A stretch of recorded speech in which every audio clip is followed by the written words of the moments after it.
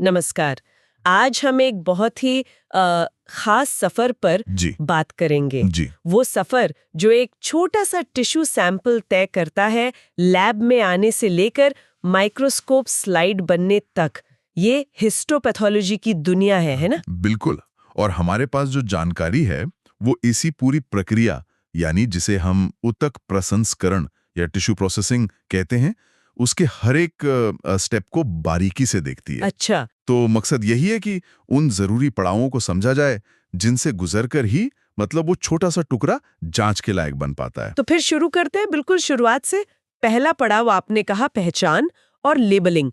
सुनने में तो काफी सीधा लगता है पर शायद ये सबसे अहम है। जरा सी चूक और मतलब बिल्कुल। सबसे अहम, कोई चूक मतलब गलत रिपोर्ट, गलत निदान। सोचिए जरा, हाँ। सैंपल लैब में आता है तो उसके साथ एक रिक्वेस्ट फॉर्म होता है।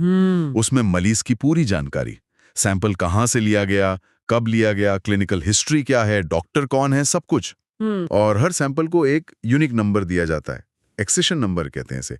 जैसे उसका अपना आधार कार्ड समझ लीजिए, ताकि कोई मिक्सअप ना हो। सही है। अगर जानकारी अधूरी है या लेबल ठीक से नहीं लगा तो फिर आगे की सारी मेहनत बेकार हो सकती है। समझ गई। अच्छा, पहचान पक्की हो गई। फिर आता है ग्रॉसिंग। ये शब्द थोड़ा अजीब है।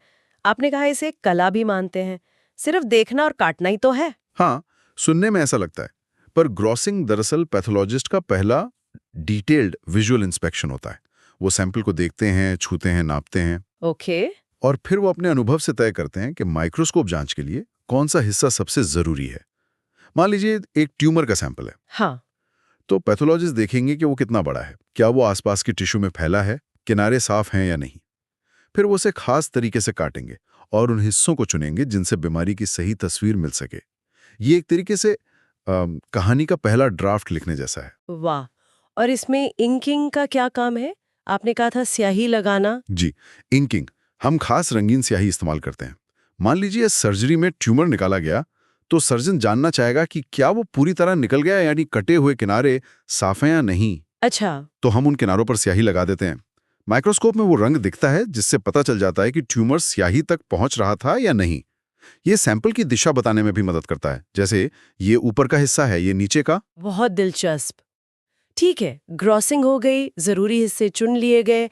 अब टिश्यू को बचाना है ना? फिक्सेशन। इसका मकसद सिर्फ सड़ने से रोकना है? सड़ने से रोकना तो है ही, मतलब ऑटोलाइसिस जिसमें कोशिकाएं खुद ही मरने लगती हैं, और बैक्टीरिया का हमला, इन दोनों को रोकना। हम्म। लेकिन उससे भी ज्यादा जरूरी है टिश्यू की संरचना को, उसके स्ट्रक्चर को बिल्कुल वैसा ही बनाए रखना जैसा वो शरीर में था।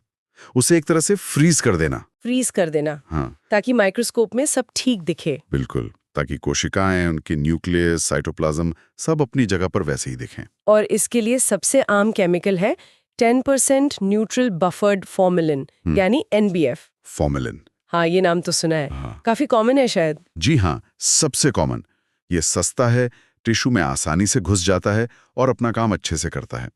ये प्रोटीन के बीच में लिंक्स बनाकर पूरे स्ट्रक्चर को स्टेबल कर देता है। लेकिन इसकी कुछ दिक्कतें भी तो होंगी। हाँ शायद गंध वगैरह। हाँ, वो तो है। इसकी गंध काफी तेज होती है, आंखों और नाक में जलन कर सकती है। इसलिए अच्छी वेंटिलेशन वाली जगह पर ही काम करना चाहिए। कभी-कभी ये फॉर्मेलिन पिगमेंट भी बना देता है, जो स्लाइड में काले धब्बों जैसा दिखता है। अच्छा। और हाँ, अगर सैंपल हड्डी जैसा सख्त है जिसमें कैल्शियम है, तो उसे पहले डीकैल्सीफाई करना पड़ता है। मतलब एसिड वगैरह इस्तेमाल करके कैल्शियम हटाना पड़ता है ताकि वो नरम हो जाए और कट सके। समझ गए। तो फिक्सेशन हो गया, टिश्यू सुरक्षित है। अब अगला बड़ा कदम है टिश्यू प्रोसेसिंग।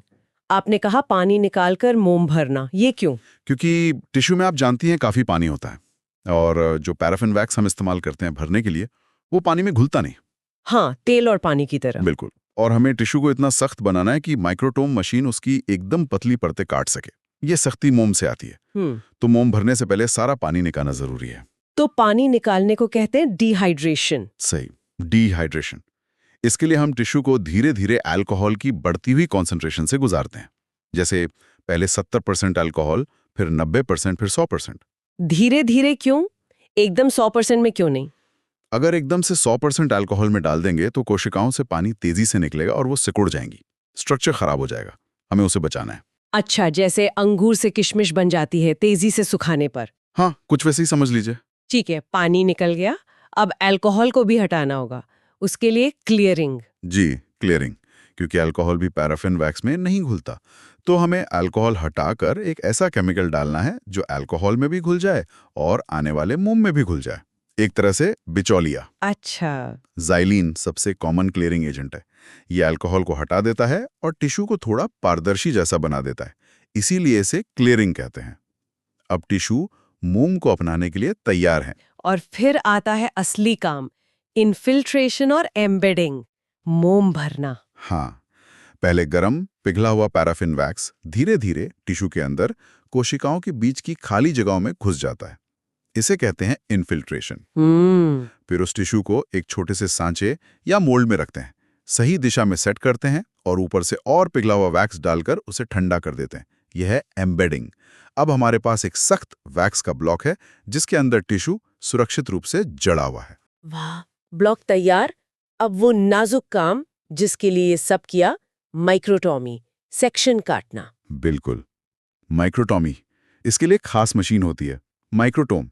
ये उस वैक्स ब्लॉक के अविश्वसनीय रूप से पतले सेक्शन काटती है। कितने पतले? आमतौर पर सिर्फ 4 से 5 माइक्रोमीटर, मतलब एक बाल से भी कहीं ज्यादा पतला। बाप रे।